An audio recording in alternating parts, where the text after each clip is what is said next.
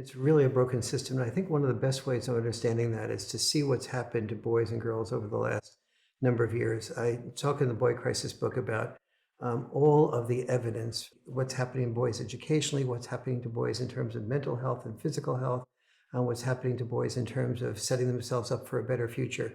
And all of those are disasters. One of the things that struck me was looking at PISA tests, which are international tests that are given by the UN, part of the UN, all around the world.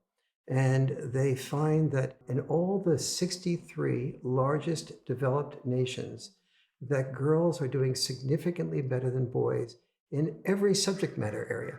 Now, in most subject matter areas in almost all countries, but in every subject matter area in many countries. And it used to be that boys would do better in math and science, girls would do better in reading and writing.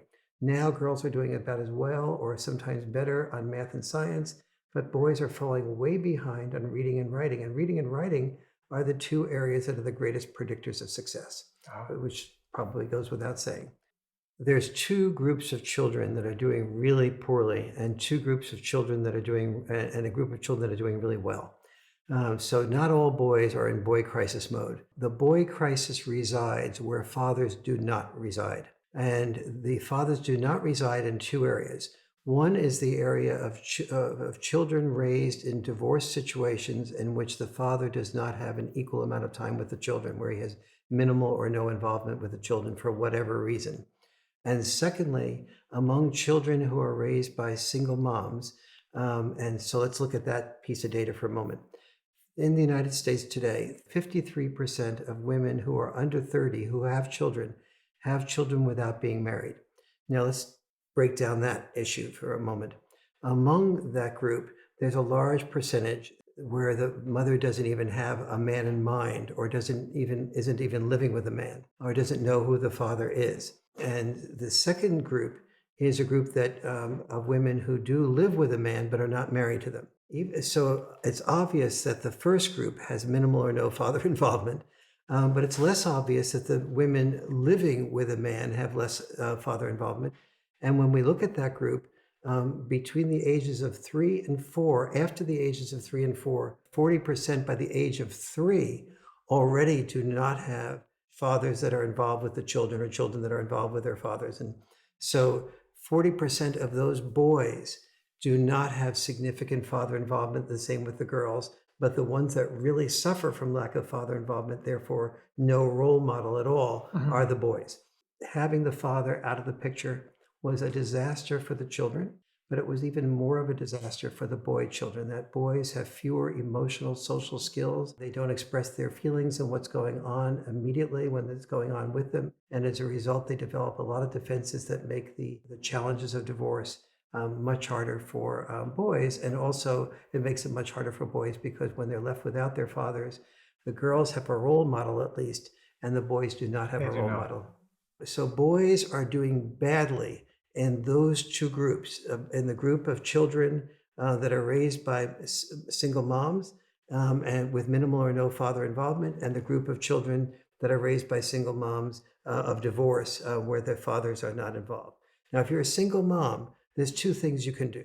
One is you can let the father know exactly why he is needed, because you may say, well, my husband doesn't really want to be involved, or he's dropped out of the picture. But almost always he's dropped out of the picture because, not always, but a high percentage of the time, he has dropped out of the picture because he doesn't feel that his style of parenting, of the tendency to do boundary enforcement, of roughhousing, of doing a great many things that I'll talk about in a moment that dads tend to do, getting children out of their comfort zone.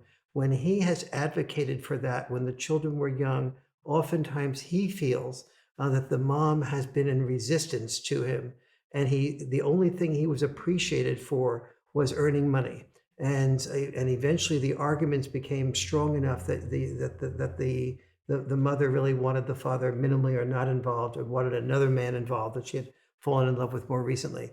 And so the father then gets out of the picture. So the first thing you can do if you're a single mom is to study what I'll talk about in a little while, that I articulate to a much greater degree in the Boy Crisis, of the 10 major differences between dad-style parenting and mom-style parenting, and why both types of parenting are needed. Why we need what I call checks and balance parenting. Women have done a much better job at studying what the value of what they do, and nobody, almost no father understands and can articulate to his wife or the mother the value of what his tendencies are to do roughhousing, to do the boundary enforcement, to do the postponed gratification, to break children out of their comfort zone, and so on. But the first thing, the core answer to the question is, how do children do worse when they are raised without significant father involvement? And they do worse in more than 70 different areas. Children with minimal or no father involvement are far more likely to be, that's the single biggest predictor of being a drug addict. Mhm. So just think of opioid crisis, and you get a little bit of a sense. And prison? And prison, we have a lot of women's centers in the United States, and we have men's centers too, but the men's centers are called prisons. But they're not just prisons. They're prisons in which almost all of the men in the men's centers are dad-deprived boys. In the prisons are dad-deprived boys.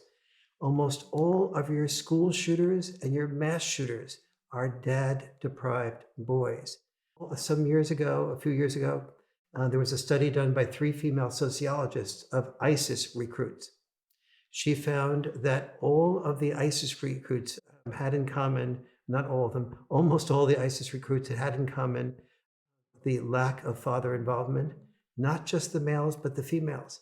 Now understand what these 3 female sociologists, how they discovered this. They didn't even ask the question about father involvement when they did the first round of interviewing of these ISIS recruits. It came up voluntarily so frequently by the ISIS recruits that had been captured at a Lebanese prison where they did these interviews, that they realized that this was a significant factor. That is, they didn't even take it in there as a possible significant factor. Because they couldn't see it, because they didn't want to see it. Well, we haven't educated anybody to see that. Correct. And, so as a populace, we don't see this as being a problem. Right. So this is ISIS recruits. This is school shootings. This is mass shootings. It's gangs. And this is gangs. It is also, we care a great deal about our children not becoming alcoholics. The alcoholism is far more likely to occur. We have alcoholism.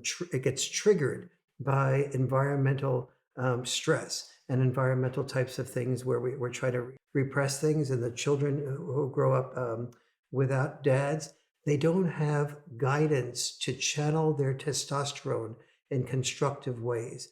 When boys don't, in adolescent years, have this enormous surge of testosterone, and we don't have dads to help us know how to respect and treat women, to know how to take risks with women, but not so many risks that the woman feels overwhelmed, then the boy becomes fearful without that father guidance of how does he take risks without being rejected, and he tends to withdraw. Boys without fathers are far more likely to be depressed.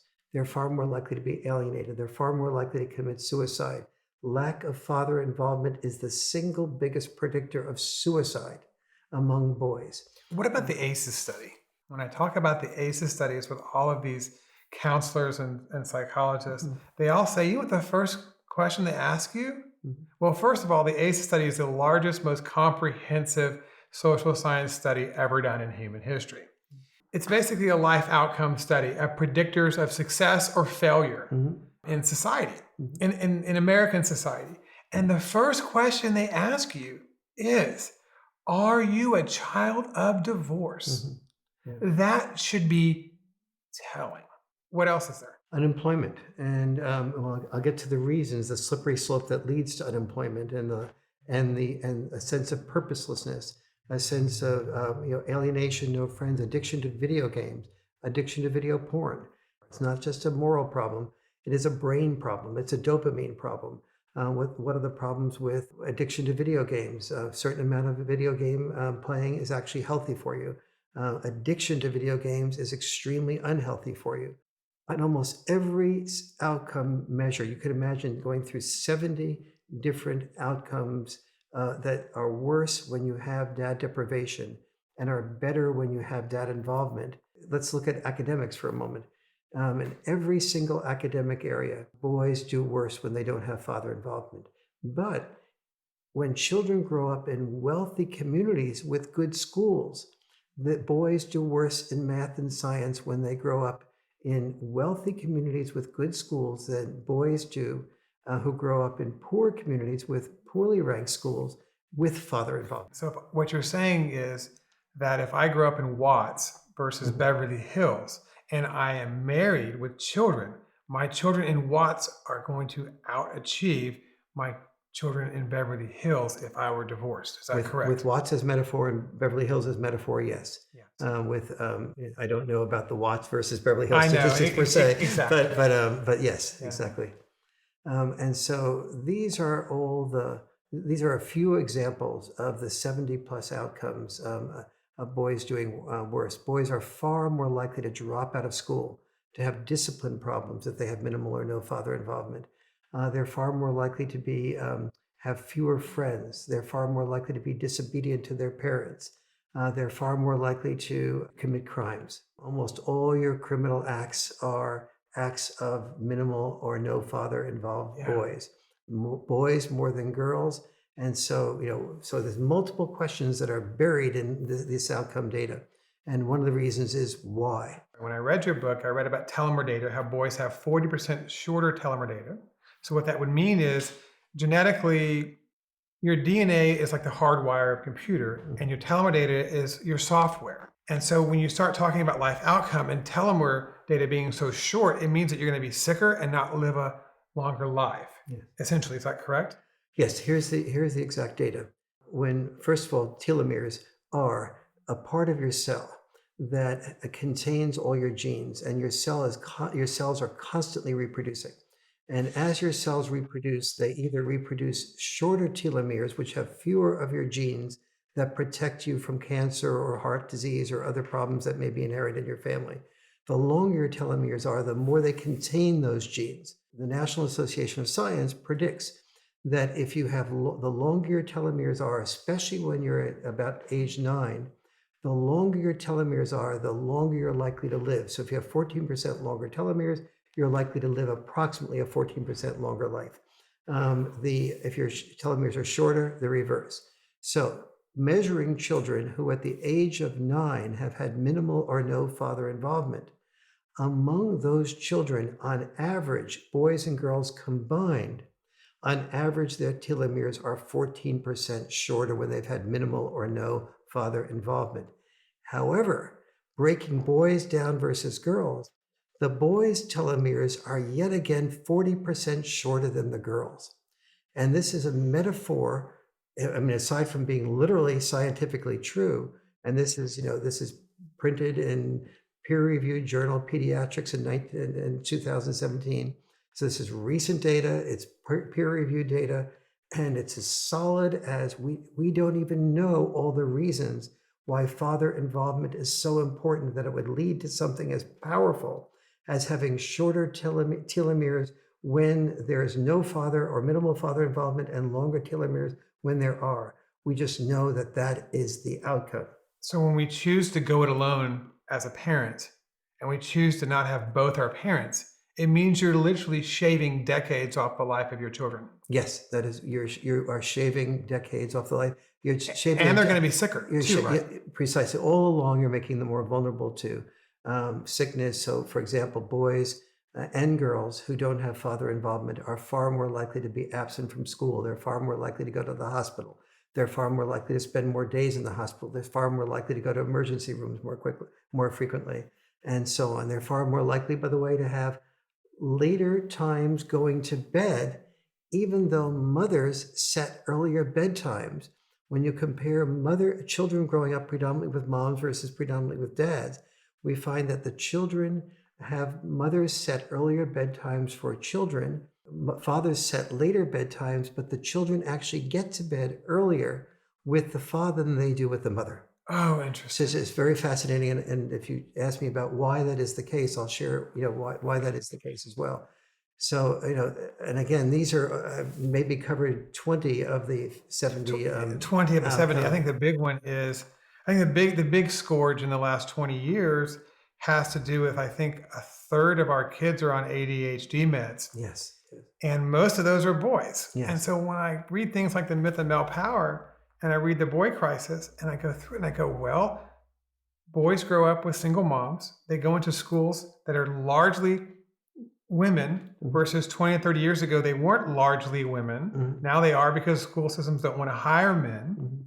Then they go out into the real world, or they go into college, which is predominantly dominated by women.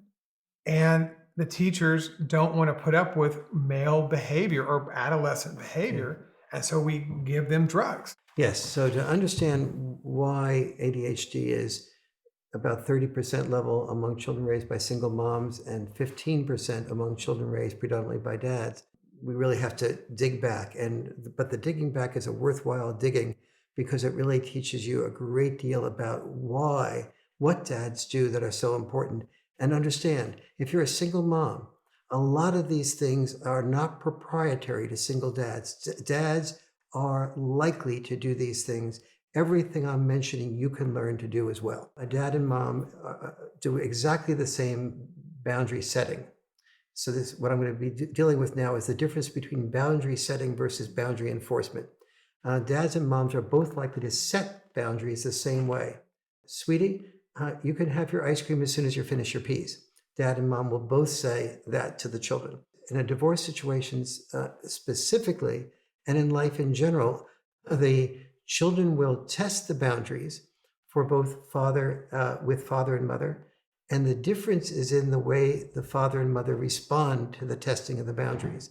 So the mom is much more likely to say, in her mind's eye, okay, we've had a tough day here. I only have a few precious moments with my son or my daughter. My son is saying she or he would like to have ice cream without finishing the peas. So I'll tell you what, I'll work as hard as I can on this now. And I will say, sweetie, you have to have a couple more peas before you finish your ice cream. The child has a few more peas and then gets the ice cream. So with mom, the child learns I can manipulate a better deal. With dad, it's much more likely to look at the child and say, excuse me, you've asked for having ice cream before you finish your peas. We had a deal here. And the deal is you can have your ice cream, but you must finish your peas, not try to negotiate a better deal than we just agreed to. And the child goes, oh, you're so mean. And dad goes, well, you can continue to cry and say I'm so mean, and then there'll be no ice cream tomorrow night either. Right. And the child eventually learns like, shoot, with my dad, I've got to learn to finish my task, finish doing what I need to do. Metaphor for finishing peas is being what I need to do in order to get what I want to get, had the ice cream.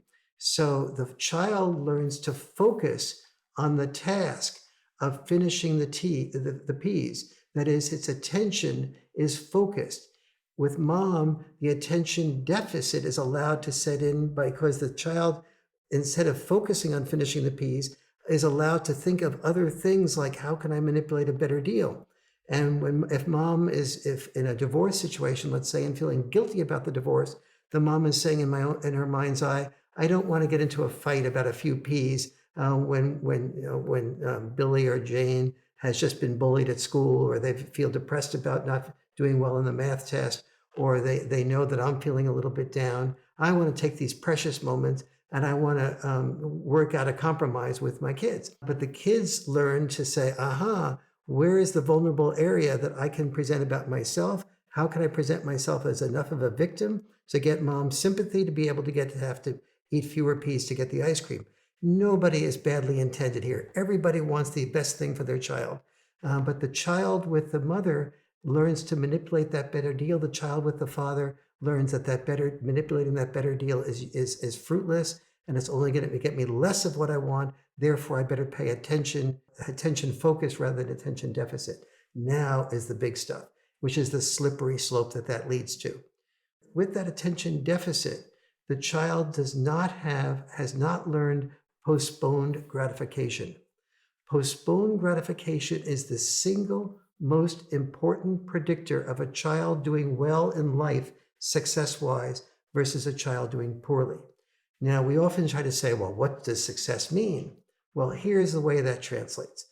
The child who does not feel able to postpone gratification goes to school, and no matter what success means to him or her, if it means finishing homework, if it means doing well at basketball or in a sports event, if it means reciting perfecting skills to become an Olympic star or a good pianist or a good violinist, no matter what your purpose is, no matter what your dream is, you are less able to fulfill it if you have postponed gratification.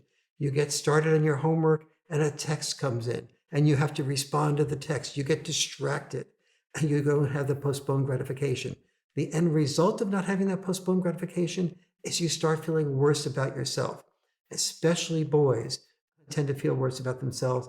That leads to depression, that leads to alienation, that leads to a greater likelihood of being addicted to people outside of your friendship network because you don't have a friendship network of respect. And that tends to lead to not only depression, but in worst case scenarios, suicide, and in worst case scenarios, such anger at the schools that it's a potential setup for school shootings. Oh, okay. When you run 50-50s, when you run equal time, mom gets time off to herself. She gets more time to either go back to school, to engage in a higher earning career, and a better life outcome for her. Can you talk to me about that a little bit? Absolutely. When mothers have equal time, first of all, they have what many, many women crave, which is time to themselves. They have what many other women crave, which is time for a spiritual life, time for, if they're a faith-based person, a faith-oriented person, time for church, time for God, time for prayer. What many other women crave is time for women friends. What many other women crave is time for sports or time to do work out at the gym. These are all things that develop the health and the spirituality and the emotional feeling of some type of serenity and peace and balance in life that many, many women crave. I saw one word was used more than any other word from among those women, and that word was overwhelmed, because the women felt overwhelmed with handling, bringing in some income, even when they had money coming in from the father. It usually was not enough, and they usually worked in addition to that when they were a single mother. And in addition to that, they felt they were never doing as good a job as they wanted to at work, and they were never doing as good a job as they wanted to with their children. And the solution is right in front of us. And the solution is fathers' rights groups all around the entire world are fighting for the right to be with their children more. Many of them are willing to pay child support and be with their children equally. Fathers need children once they discover that they need children, which is usually pretty young if they get involved in that at an early age. But more importantly, the children need the fathers, the mothers need the time and the balance in their life, and the fathers need the children and the balance in their life. Children give divorced fathers something to live for, something to be a good man for, but they don't know where and how they're valued. What you can do if you are a single mom is to get your son involved with Cub Scouts, get him involved with Boy Scouts, get him involved in a faith-based community where a good male pastor is both a role model and helping him meet with other boys his age to talk about the feelings that all the boys his age have, so he doesn't feel so lonely and isolated. Make sure he's involved in a lot of physical activities, a lot of camping, a lot of outdoor activities, a lot of adventures, and a lot of risk-taking. Make sure you roughhouse with him. Make sure you learn the difference between boundary enforcement and boundary setting, and enforce that in your life. I want to talk about time trumps dime. If you're a legislator and you have the construct that, you know what, men just need to pay child support, and these are just men trying to not pay child support, and this is just a game to do this, what is the life outcome? What does all the research say?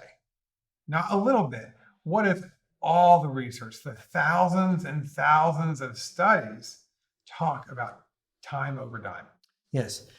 So what I say in the boy crisis is dad's time trumps dad's dime. And that's fun and cute.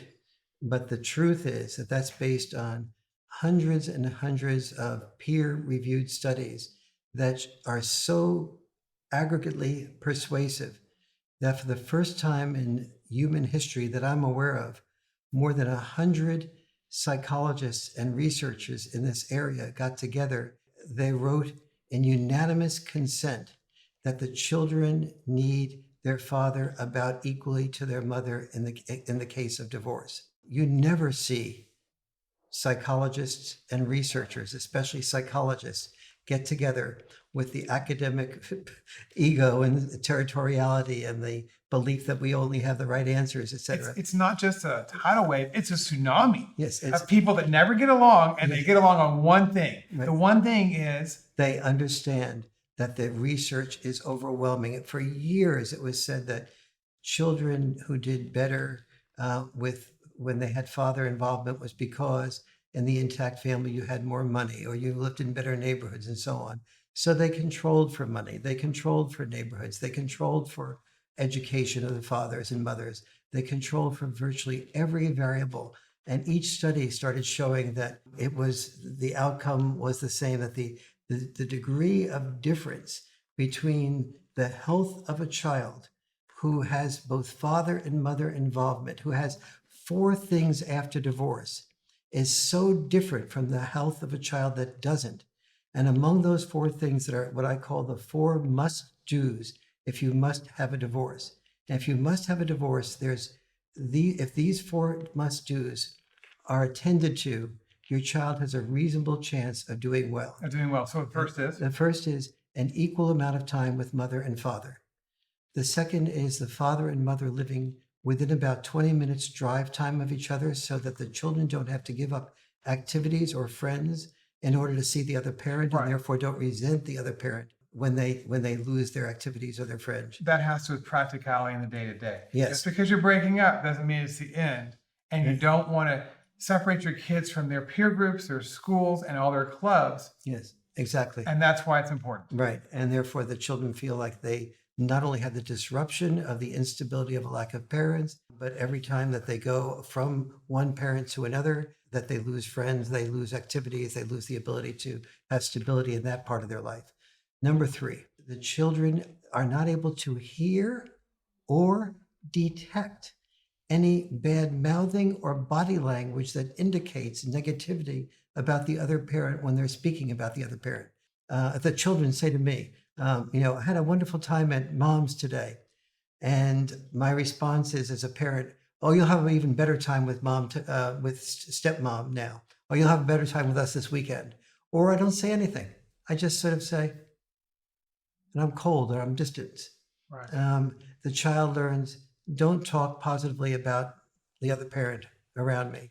That I'm not going to be able to have more intimacy with the other parent if I'm talking positively about the other. That's bad mouthing via body language, not Right. just words. Also, one other thing on that issue, I have heard many parents swear to me that their kids did not overhear them saying something negative on the phone, but what the child tells me that they picked up is the difference in tone of voice that they heard from the kitchen while they were in their bedroom. Mom didn't think or dad didn't think that there was anything negative being said, but the child could feel that something negative was being said about dad just from the difference in tone of voice and maybe picking up dad as part of the conversation. And number 4? Number 4, the parents spend significant time doing relationship counseling that has 2 parameters to it.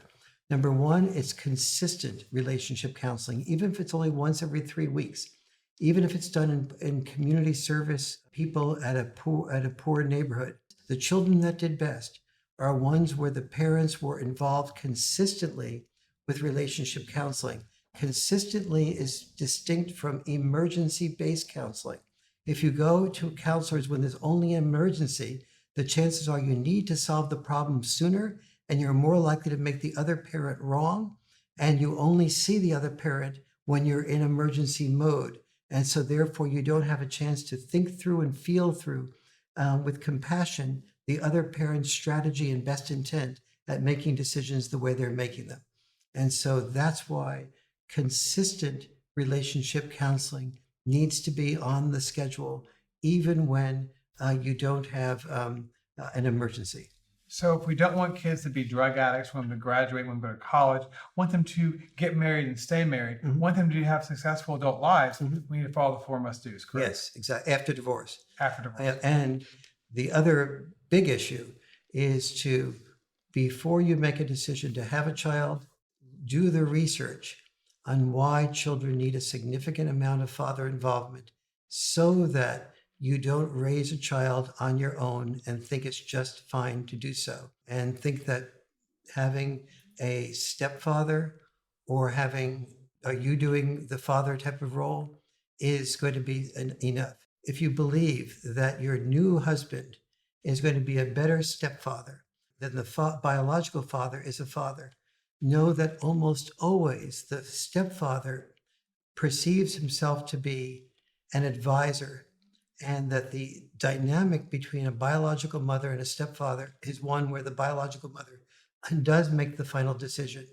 And all of the dad-style parenting that a stepfather can potentially bring to a child's life, like roughhousing, is likely to be inhibited by a biological mother with a lot more power and potency than she will do with a biological father. And so there's a tendency for the stepfather to eventually back out of equal parenting engagement and just become a breadwinner. And so that's part of the problem if you think a stepfather is the solution. If you feel that you're a biological mom, but you're not, living with a father, but you're not married to him, understand that the chances are that the dynamic of you being the primary parent is going to lead to the father being uninvolved and feeling that he's not valued, and therefore leaving the child's life within the first 3 to 4 years.